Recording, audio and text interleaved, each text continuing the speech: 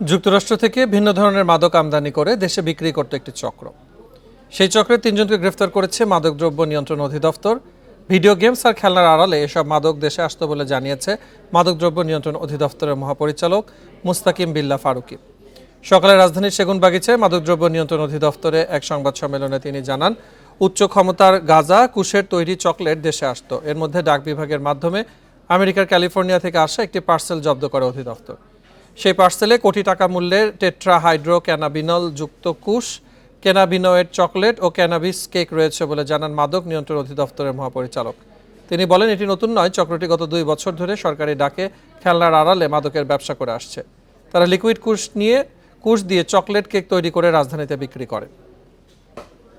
বিকাশে কম খরচে ক্যাশ আউটের লিমিট বেড়ে 50,000, প্রিয় এজেন্টও 2টা। 1 কোটি টাকা এই মোড অফ ট্রানজেকশনটা কি হয়?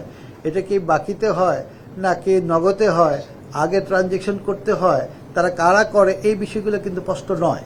কিন্তু এই বিষয়গুলো প্রশ্ন করার জন্যই আমাদের তাদেরকে আরো জিজ্ঞাসাবাদ লাগবে।